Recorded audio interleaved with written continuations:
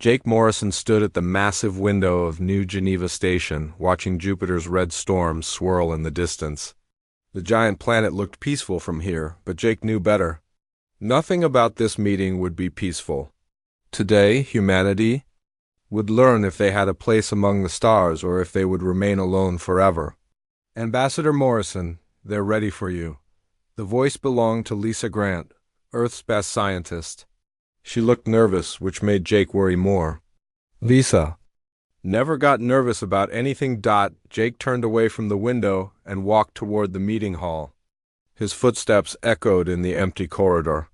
Behind him, Commander Rick Barnes followed quietly. Rick was a soldier, but today he wore a diplomat's uniform. Today they all had to be diplomats. The hall was enormous, built to hold representatives from 12 different alien species. Jake had seen pictures of these aliens before, but seeing them in person was different. The Zephyrians looked like living clouds of silver light. They floated above their seats, never touching anything solid. The Nexari were made of crystal and glowed with soft blue light. When they moved, they sounded like wind chimes. Other species filled the curved rows of seats. Some looked almost human, others were so strange that Jake's mind struggled to understand what he was seeing. They all watched him with eyes that seemed older than Earth itself. At the center of the hall sat the council leader, a Zephyrian whose light was brighter than the others. When it spoke, its voice came from everywhere at once. Representative Morrison. Of the species called humans, you have requested membership in our Galactic Harmony Council. We have studied your kind for many years. We have watched your wars, your violence, your endless fighting. We have also seen your potential. Jake stepped forward. Thank you for considering us. Humanity is ready to join the galactic community. We want to learn from you and contribute to the peace you've built. The Nexari representative spoke next. Its voice was like music played on crystal glasses. Peace requires sacrifice, human. Your species shows promise, but you are still driven by primitive instincts. You fight when you should cooperate. You compete when you should share. You explore when you should be content. We can change, Jake said. We've already begun. Earth hasn't seen a major war in 50 years. We've united as one planet. We've learned to work together.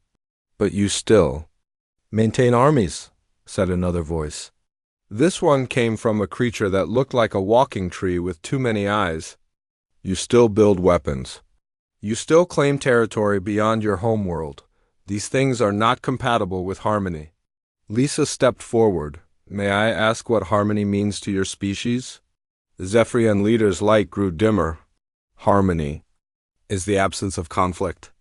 It is the end of want, the end of struggle, the end of the pain that comes from trying to be more than what you are. Our member species have found perfect peace. They no longer fight, they no longer compete, they no longer suffer from the disease of ambition.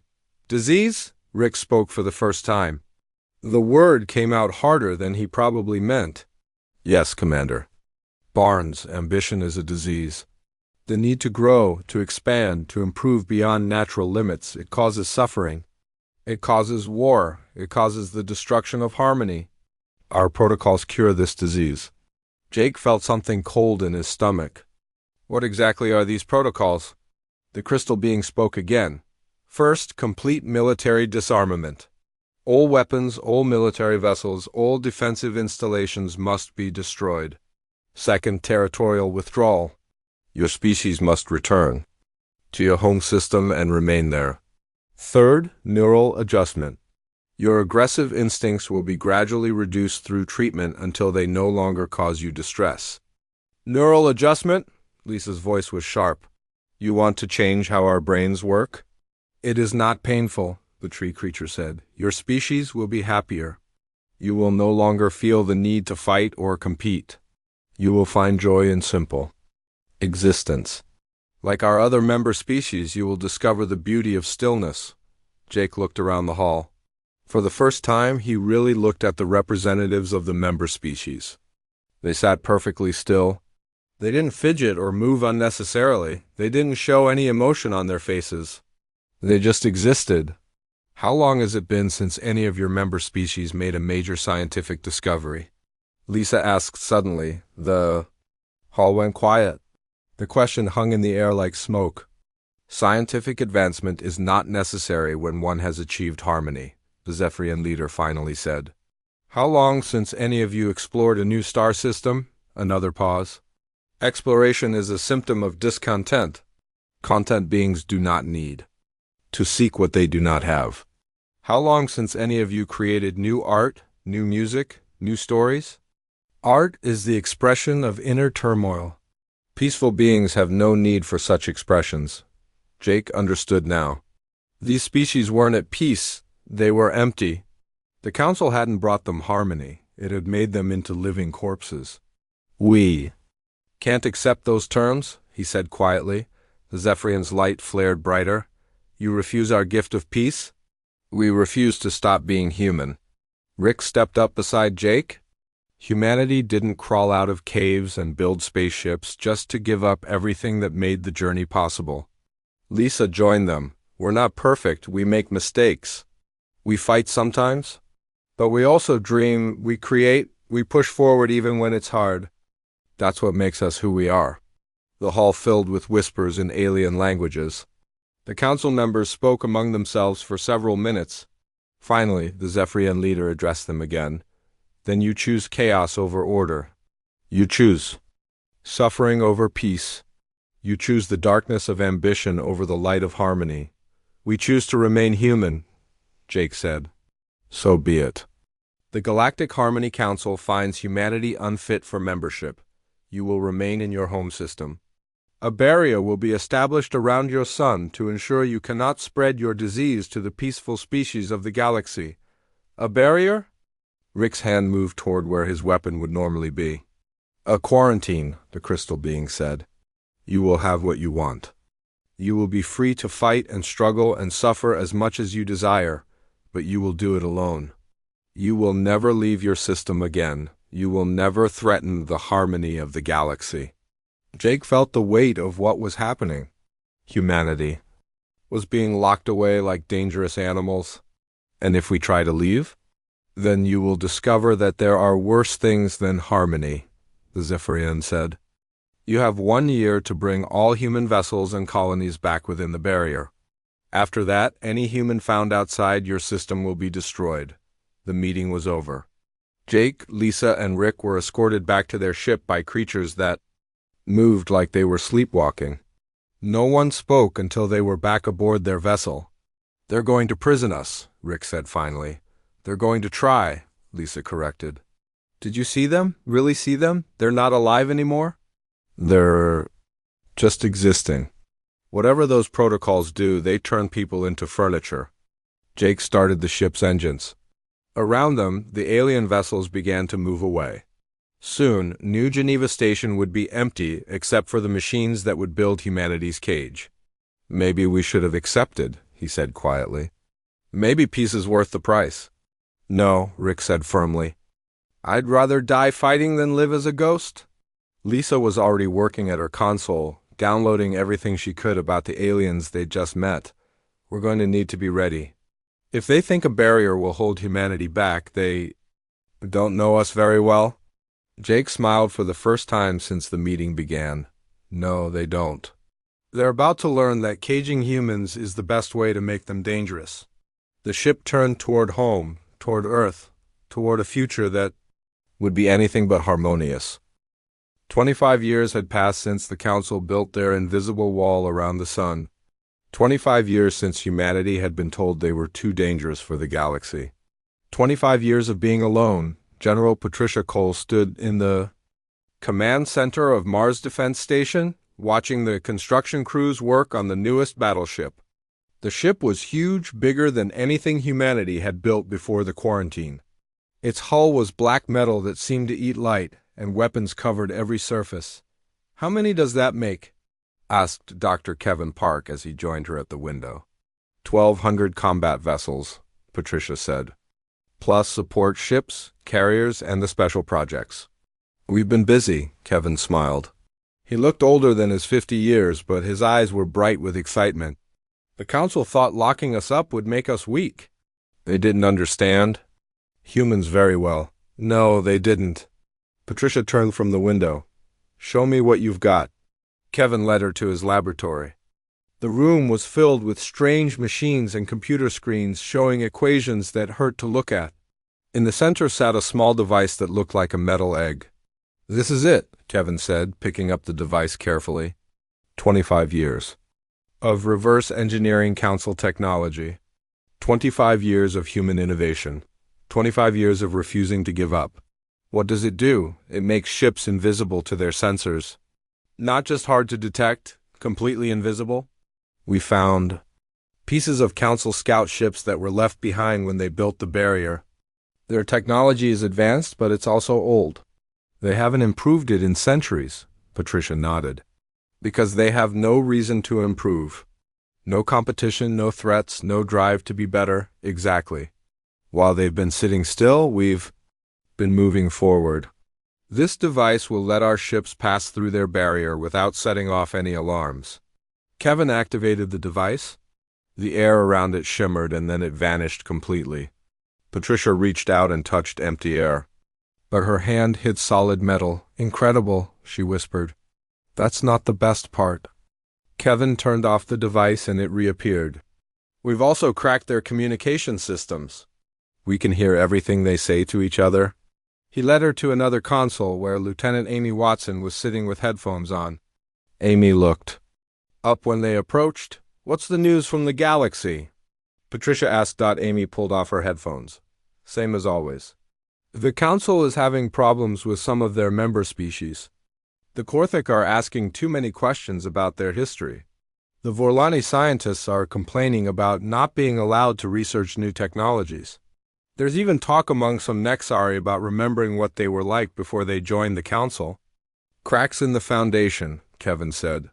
More than cracks, Amy replied. Yesterday I intercepted a message about 3 Korthik ships that went missing near the outer rim. The council thinks they might have gone rogue. Patricia felt something. Stir in her chest. Hope, maybe. How many species are having problems? At least 6 that I know of. Maybe more. The council is trying to keep it quiet, but their own communications betray them. Patricia walked to the window again. Outside, she could see the shipyards of Mars stretched out across the red landscape. Thousands of people worked there day and night, building humanity's future. They had turned their prison into a forge. Amy, I want you to keep listening. Kevin, how long until we can equip a full strike force with your devices? 6 months? Kevin said without hesitation. Maybe less if we push the production teams harder? Do it, and I want you to work on something else.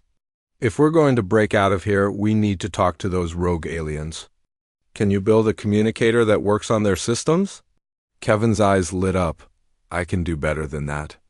I can build one that can't be traced back to us. Patricia turned to leave, then stopped. One more thing, I want to talk to Susan Lee. Susan. Lee worked in the deepest part of the Mars colony, in laboratories that most people didn't know existed. She was humanity's best engineer, and she had been working on the most important project of all. Patricia found her in a chamber the size of a football field. In the center sat a ship unlike anything humanity had ever built. It was sleek and silver, with curves that seemed to flow like water. It looked alien, but somehow still human. How's our secret weapon coming along? Patricia asked. Susan wiped grease from her hands and smiled. See for yourself. She led Patricia to the ship's engine room. The engine was beautiful and terrifying at the same time. It pulsed with blue light and hummed with barely contained power. It's based on council technology, but we've improved it, Susan explained. Their ships travel faster than light by bending space around them. Our ship does something different.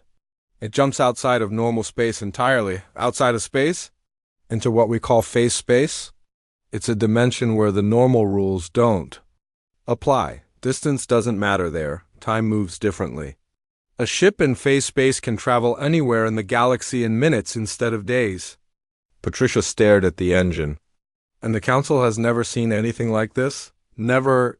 It's purely human innovation. We took their basic idea and made it into something they never imagined.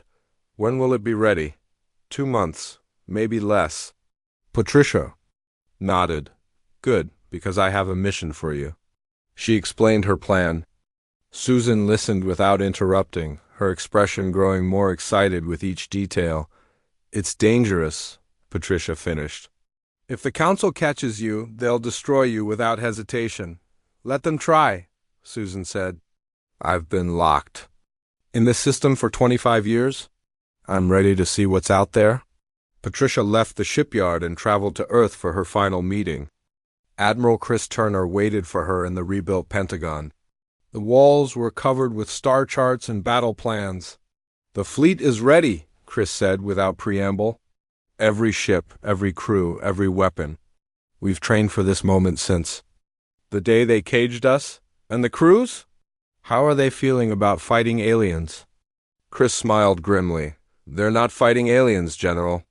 They're fighting slavers. They're fighting the creatures that tried to turn humanity into zombies.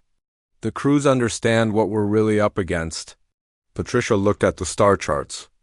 Red dots marked council strongholds. Blue dots showed suspected locations of rebel aliens. Yellow dots indicated possible weaknesses in their defenses. The plan is simple, she said. Susan's ship will make contact with the rebels. Kevin's devices will hide our approach. Your fleet will hit them before they know we're there. And after that? After that, we show the galaxy what humans can do when they're backed into a corner. Chris nodded. The council made a mistake when they locked us up. They gave us time to prepare, time to grow stronger, time to get angry. More than that, Patricia said. They showed us what we're really fighting for. Not just our freedom, but the freedom of every species they've enslaved with their harmony. She looked out the window at the night sky. Somewhere beyond the invisible barrier, alien species were slowly remembering what they used to be. Some of them were ready to fight. They just needed someone to show them how. 25 years ago, Jake Morrison told them we choose to remain human, Patricia said. Now we're going to show them what that choice really means. Chris stood up. When do we begin? Tomorrow, Susan takes her ship and makes first contact with the rebels. 1 week after that, we break their barrier and remind the galaxy that humanity doesn't stay caged. Patricia walked to the window and looked up at the stars. Soon, very soon, humans would walk among them again. And when they did, they would not walk alone. Dr. Nathan Cross finished the last calculation and leaned back in his chair. The numbers were perfect. After months of planning, humanity was ready to break free from their cage. The quarantine barrier that had held them for 25 years would fall tonight. All teams report ready, said Captain Michelle Torres from the command bridge of the strike ship Phoenix. Around her, the crew worked quietly at their stations. They had trained for this moment their entire lives. Nathan looked at the tactical display. 17 red dots marked council monitoring stations scattered around the solar system's edge. Each station watched for any sign of human activity. Each station had enough firepower to destroy a small fleet. Each station would be gone within the hour. Phase jump drives are online, reported Susan Lee from engineering. Her new technology had been installed in 30 ships, the best humanity had to offer. All vessels show green across the board. Cloaking devices active, added Kevin Park from his position at the sensor station. His invisibility technology made the human ships disappear from all council detection systems. We're ghosts in their machines, Michelle turned to Nathan. This is your plan, Doctor. Give the word. Nathan thought about Jake Morrison, the ambassador who had refused the council's offer 25 years ago. He thought about all the humans who had lived and died behind the barrier, never seeing the stars beyond their prison. He thought about the alien species out there who had forgotten what freedom meant. Begin Operation Breakout, he said quietly. The Phoenix and her sister ships vanished from normal space. They entered the strange realm that Susan had discovered, where distance meant nothing and time moved like thick honey. The phase jump felt like falling through cold water. While lightning ran through their bones, they emerged behind Council Station. Alpha, the largest monitoring post. The aliens never saw them coming. All ships, this is Torres. Execute attack pattern 7. Hit them hard and fast. The human ships opened fire. Their weapons were crude compared to Council technology, but they were effective. Missiles and energy beams slammed into the station's shields. The aliens inside probably didn't even have time to send a warning. Station Alpha is down, reported Lieutenant Danny Kim from the destroyer Falcon. Moving to target Beta. 1 by 1, the monitoring stations fell. The Council had grown comfortable in their 1,000 years of peace. They had forgotten what it was like to face an enemy that fought to win instead of just survive. Station 17 destroyed, came the final report. All targets eliminated. Nathan felt no joy in the destruction. These aliens were victims too in their own way. The Council had taken their ability to fight, to think, to grow, but they still had to be stopped. Phase 2, Michelle announced. Time to visit our new friends. The human fleet jumped again, traveling hundreds of light years in seconds. They emerged near a dark asteroid field on the edge of Council space. Waiting for them was a single alien ship, scarred and battle-worn. Unknown vessel, this is Captain Torres of the human ship Phoenix. Are you the ones who have been talking to us? The reply came in broken English, clearly translated by an old computer. We are Korthek. We are the ones who remember. You are the humans who refuse harmony. We are the humans who choose freedom, Michelle replied. Permission to come aboard? Permission granted. But be warned, humans, we are not as we once were. The Council has changed us, weakened us. We may not be the allies you hope for. Michelle. Nathan and Kevin took a shuttle to the alien ship. The inside was dark and smelled of rust and old fear. The Korthak who met them looked like a warrior from ancient Earth legends, but his eyes were tired and his movements were slow. I am Vex, the alien said. Once I was a battle commander. Now I am nothing. The Council's harmony protocols have taken my strength, my anger, my will to fight, but not my memory. I remember what my people were before we were enslaved. Tell us, Nathan said gently. Vex led them to a chamber filled with old weapons and armor. Everything was covered in dust, unused for centuries. The Korthik were warriors, Vex said, touching a massive sword with reverence. We conquered worlds, built empires, fought battles that shook the stars. We were proud and strong and free. Then the Council came with their offer of peace. What happened? At first, nothing. The harmony protocols were gradual. Each generation became a little less aggressive, a little less ambitious. We told ourselves it was evolution, that we were becoming better than we were. But we were becoming less than we were. Vex picked up a helmet and stared at it. My grandfather could fight 10 enemies at once. My father could barely lift a sword. I can remember our glory, but I cannot feel it. The fire inside me is almost gone. Kevin stepped forward. We might be able to help with that. We've been studying Council technology. We think we can reverse what they did to you. Reverse it? Vex's eyes widened. You can make us warriors again? We can try, but it's dangerous. The process might kill you, Vex laughed, and for a moment he sounded like the warrior he once was. Humans, I am already dead. The Council killed me long ago. They just left my body walking around. Then you'll help us fight them? I will do more than that. There. Are others like me, scattered across the galaxy? Korthag who remember the old ways. Vorlani who dream of discovering new sciences. Nexari who wonder what music their crystals could make if they were free to sing. Nathan felt hope growing in his chest. How many others? Thousands. Maybe millions. The Council's harmony is not as complete as they believe. They cannot erase what we truly are, only hide it. And you humans, you are proof that their way is not the only way? Michelle leaned forward. What do you know about their defenses? Vex activated a holographic display. Star charts filled the air, showing the locations of Council fleets and strongholds. The Council has not fought a real war in 1,000 years, he said. Their ships are powerful, but their crews are weak. They rely on overwhelming force rather than skill or tactics. They expect their enemies to surrender when faced with superior numbers. Bad strategy against humans, Kevin said with a smile. Yes, but they have one advantage. The loyalty of their member species. Most of our people still believe the Council saved them from chaos. They will fight to defend their oppressors. Nathan studied the charts. We need to change that. We need to show them what they've lost. How? By being ourselves. By fighting when we should surrender. By refusing to give up when any sane species would quit. By showing them that freedom is worth any price. Vex stared at the humans for a long moment. You really believe you can win against the entire Council? We don't have to win, Michelle said. We just have to show everyone else that the Council can be beaten.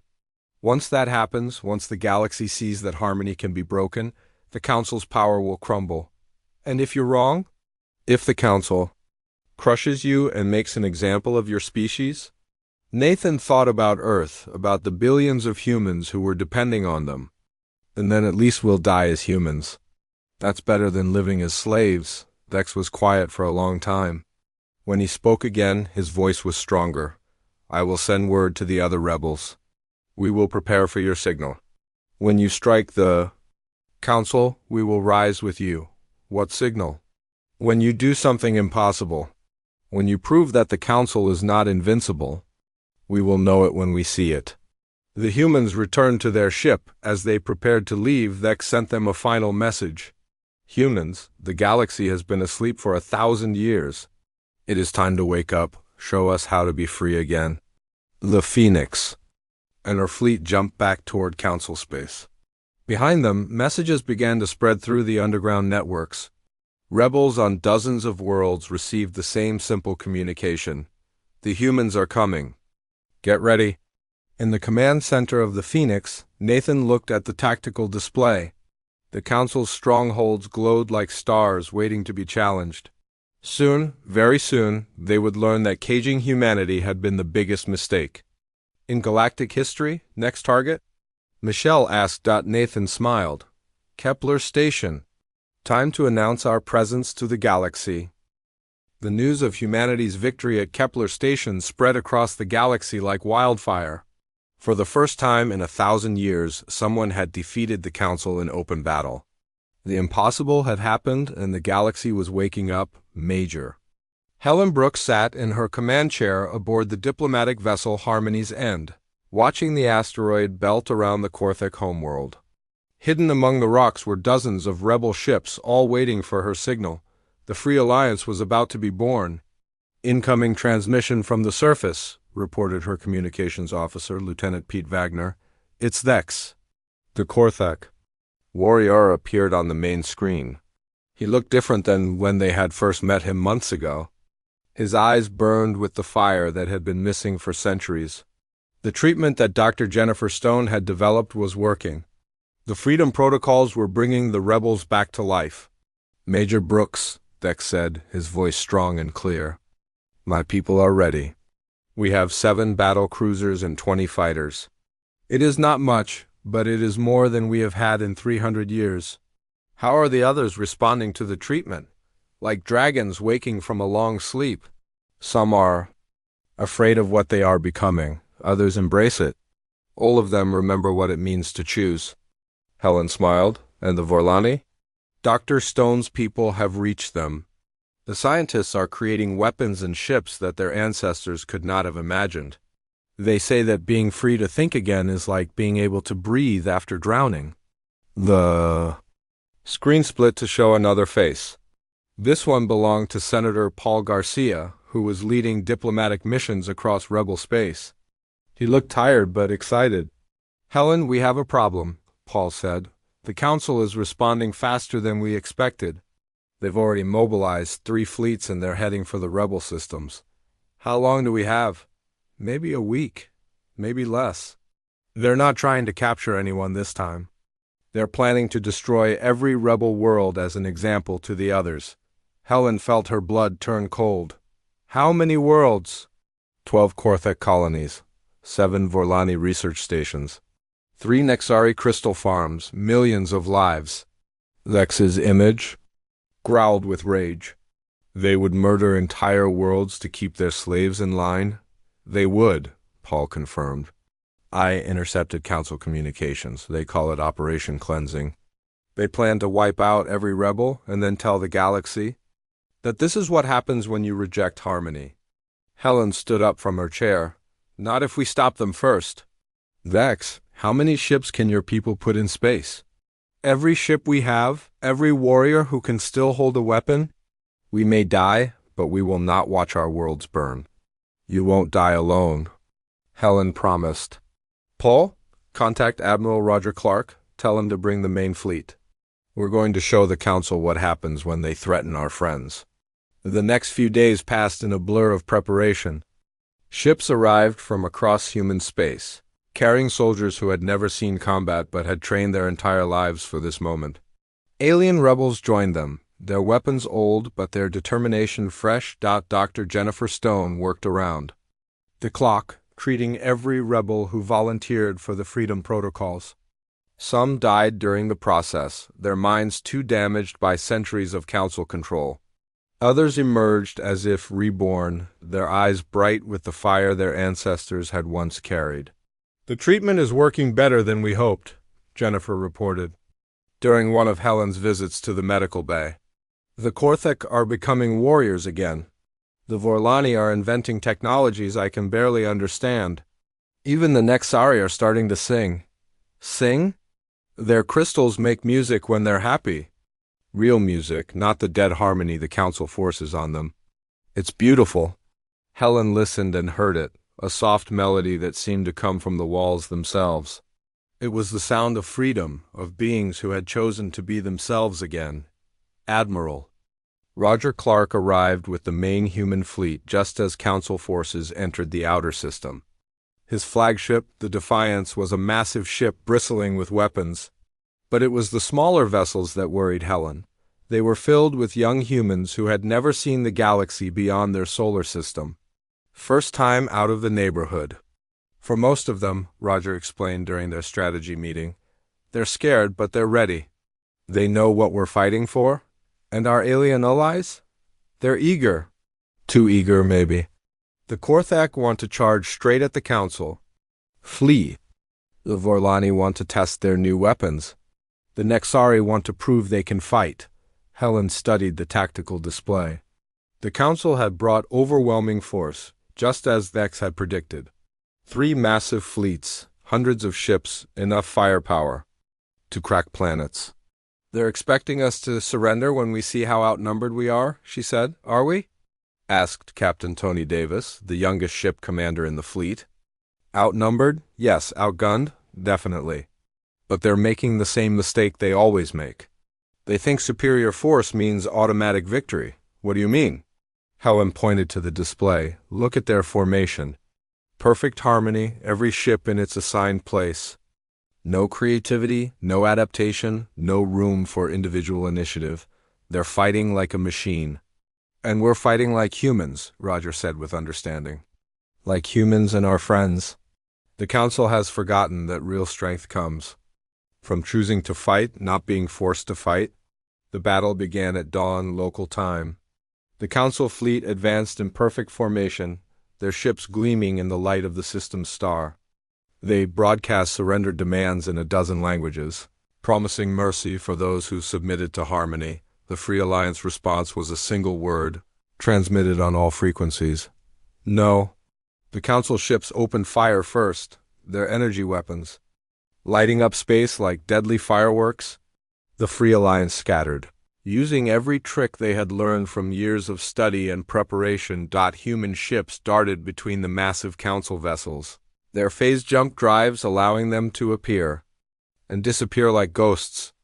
Korthak warriors flew their ancient ships with skill their ancestors would have recognized, dodging and weaving through enemy fire. Direct hit on Council flagship, reported Tony Davis from his destroyer. Their shields are down 30%. Vorlani. Squadron reports successful weapons test, came another voice. The Council doesn't know what hit them. Helen watched the battle unfold with growing hope.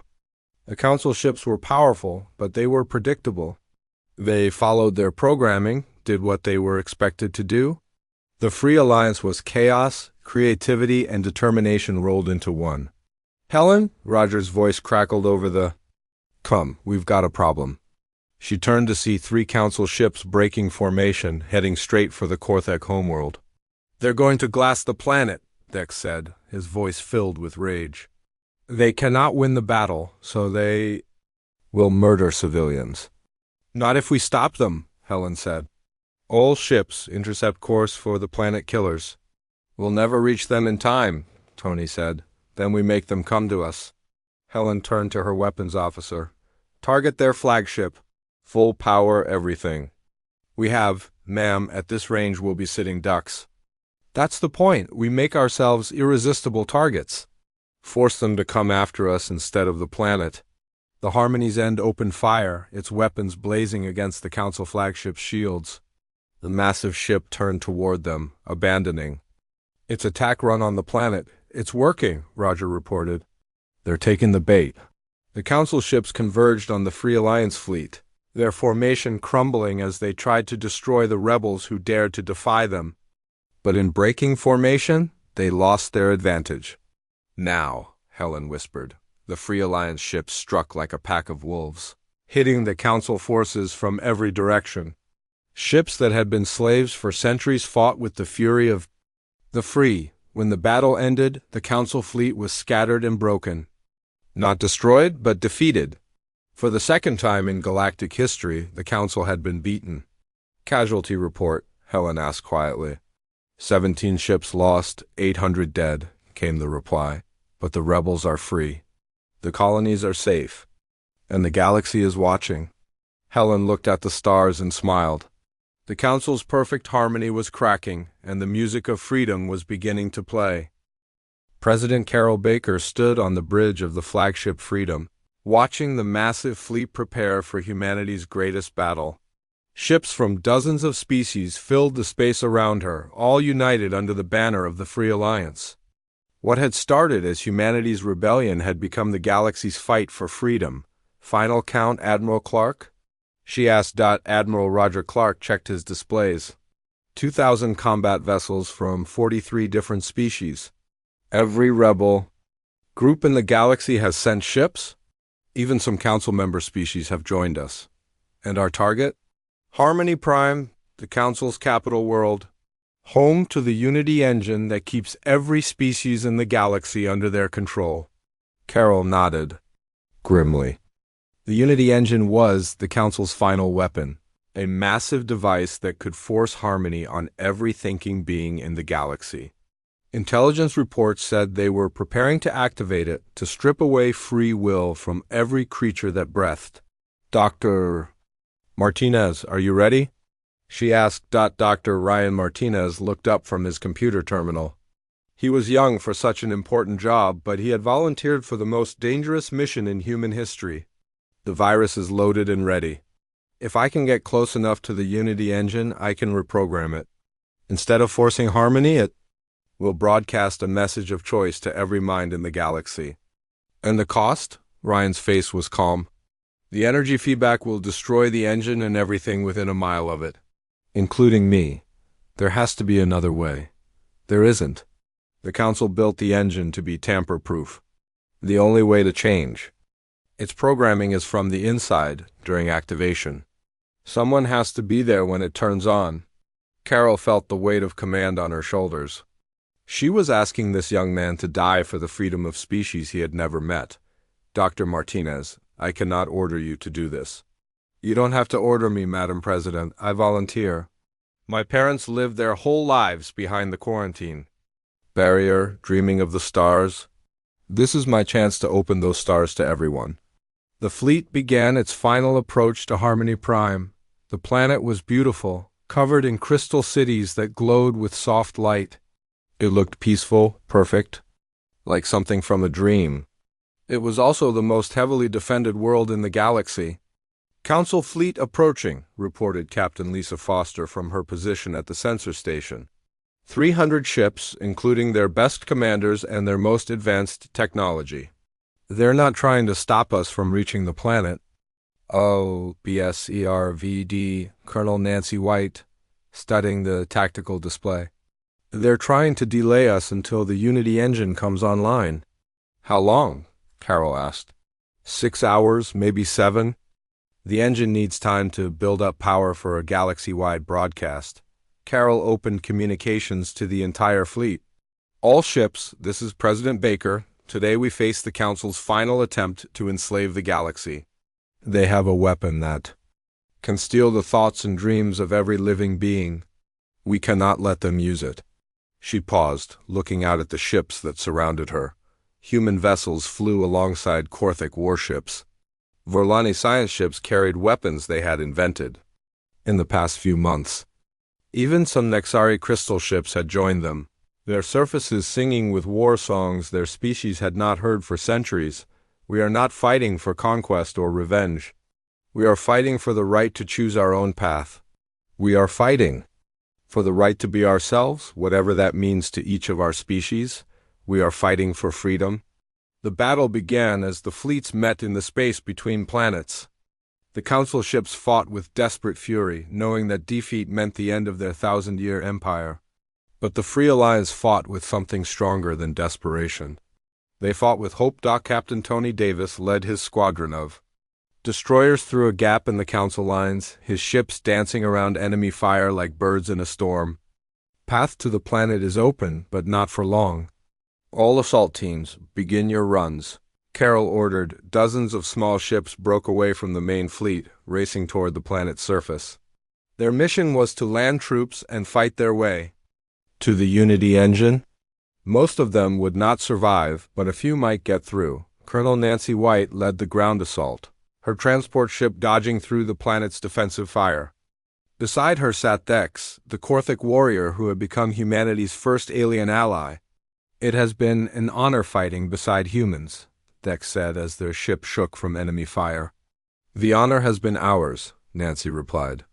Your people showed us we weren't alone in wanting to be free. Their ship crashed through the crystal dome of the capital city and landed hard in a plaza surrounded by towering spires. Council security forces were waiting for them, but they moved slowly, like people in a dream. The Harmony protocols make them weak, Dex observed as they fought through the defenders. They have forgotten how to fight with passion. Nancy and her team, including Dex and Dr. Martinez, fought their way through the crystal corridors toward the Unity engine. The device was hidden deep beneath the city in a chamber carved from living rock. Motion sensors show hundreds of Council guards between us and the target, reported Sergeant Bill Murphy. Then we go through them, Nancy said simply. The battle in the tunnels was fierce but brief. The Council guards fought because they had to, but the Free Alliance fought because they chose to.